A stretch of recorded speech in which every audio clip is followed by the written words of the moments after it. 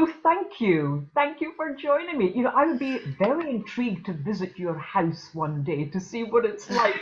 Is it like a Foley studio or is it?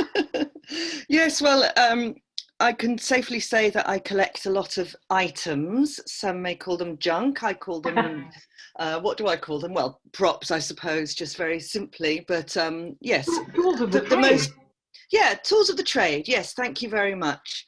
I'm not sure my mum would agree with you, but yes. Yes, I mean, the thing is that the very basic things can be so useful in a studio. I've got about 10 different lighters, for example, from Zippos to clippers to old sort of wartime things. I don't even know what they're called because they all sound different. And depending on the project, you might need something that is appropriate to that character.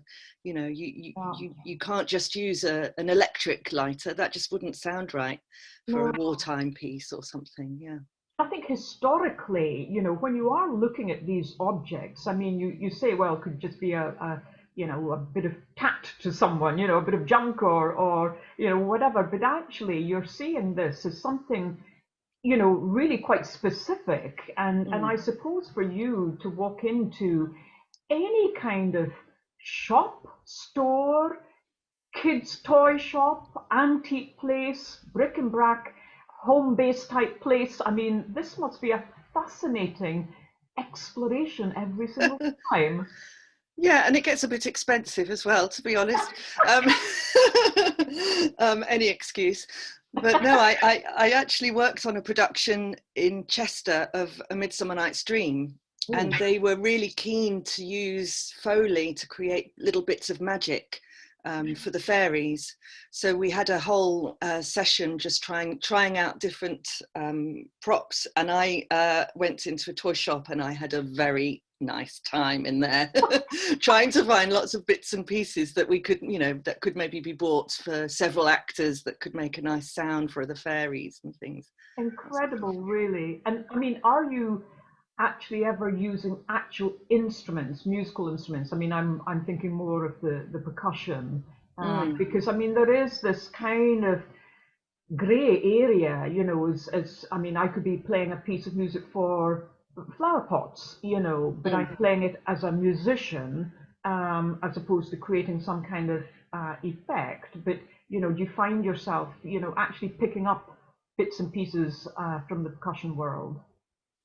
Um, I suppose not so much with the Foley that I do for film and TV, but for stage work, that would definitely be the case. Um, I work a lot on a production of The Magic Flute, and one of the most amazing props I have is this enormous thunder sheet. It's, I mean, it's taller than me and it's just fantastic. And I play it. It has a contact mic on it. Mm. So you can imagine that they can put lots of different EQ and things on the sound anyway, but I play it with a violin bow on the Oh, side, and then it fantastic. gets the most incredible resonance and the vibrations. And then if you put something metallic on to the thunder sheet as well, then you get all the vibrations going through the metal poker. I usually use a poker. You can feel it as well, which is wonderful, but you can really moderate the sounds that you're making to accompany the action on stage. So it's really a wonderful, it's a whole body experience actually, And playing that. I mean, that's fascinating because in a way you're trying to find sounds within sounds within sounds and Mhm. always thinking outside of the box as regards to how an object can be manipulated. Yes, yes, definitely. And I actually was teaching somebody how to use that thunder sheet in a recent production, and just sort of working out what I was doing with my body and the way my hands were moving, and thinking that's something that I have developed myself, instinctively, I suppose, but over the course of a few years, and trying to sort of teach that essence to somebody else made me sort of try and distill it into a series of instructions. It was quite an interesting experience, and he did very, very well, I might add. But But he had a different technique, which is also beautiful. Yeah. absolutely. And I mean, in Mm. a way, that's a lesson in itself because, you know, even if you're learning a musical instrument, I mean, at the end of the day, our bodies are all different, you know, different Mm. size hands, lengths of arms, and Yeah. so on. And just recently, I was talking to the legendary tabla player, Indian tabla player, Zakir Hussain. And I mean, he has ignited the world through his tabla playing.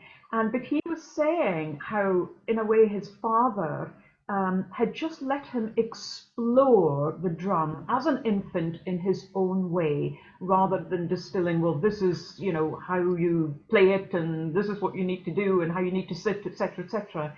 And he just let him have this curiosity, and just said to him, please just say hello to the instrument, and allow the instrument to say hello back to you. And that Oh, needs time. And it's so interesting because, of course, you know, Zakir is just such a phenomenal musician, such a phenomenal virtuosic technician as well. And yeah. here we are, you know, he's saying at the age of 69, 70, just say hello to your instrument. And I would imagine that for a Foley artist, it's saying hello to a lighter or to a jacket or a pair of shoes or something, and finding that relationship between you, the object itself, and you yourself.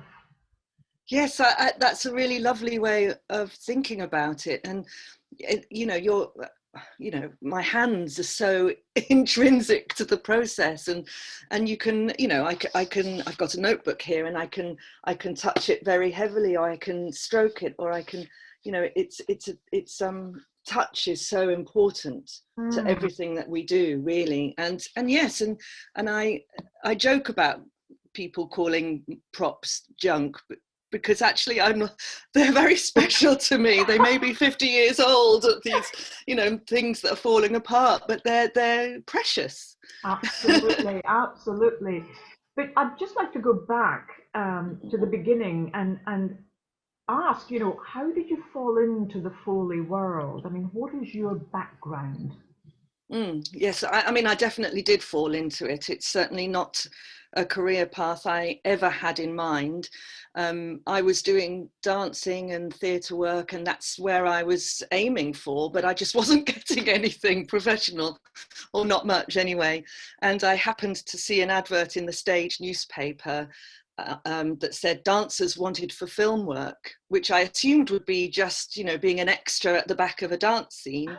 um, I sent off my CV, and this woman phoned me up, and she said, well, it's not actually dancing, but it does help if you have a dance background. And I was intrigued. And she said, the thing is that I'm a Foley artist.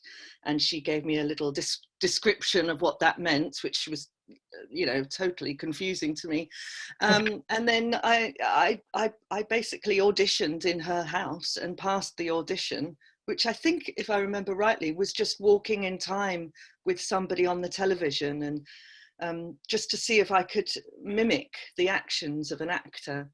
Oh, Um, yeah, and then she just sort of, I had these very ad hoc little training sessions in her living room, um, and she taught me a few tricks of the trade, and I mean, it took many months of little one day here and there. It wasn't a sort of consistent training at all.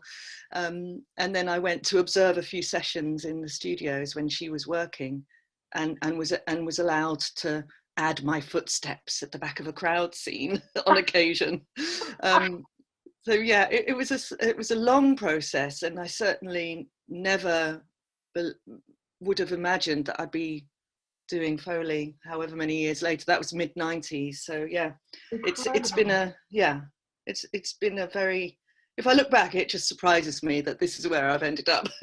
Yes, and I But mean, yeah. do you think that your dancing and acting background was a really necessary part in developing your Foley skills? Is this an avenue that many people of a similar background take, Mm. or do they happen to be musicians or percussionists or I don't know, just something completely different?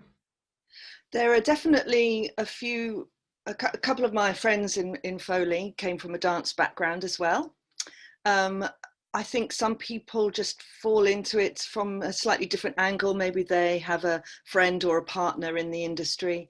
I think personally, for me, I think that the theatre absolutely helps. The theatre is part of my life anyway, and I work in the theatre now as well, which is wonderful because my Foley career has sort of dovetailed with my theatre work. The Foley has given me a new career path, really, in professional theatre, which is astounding to me still. I love that.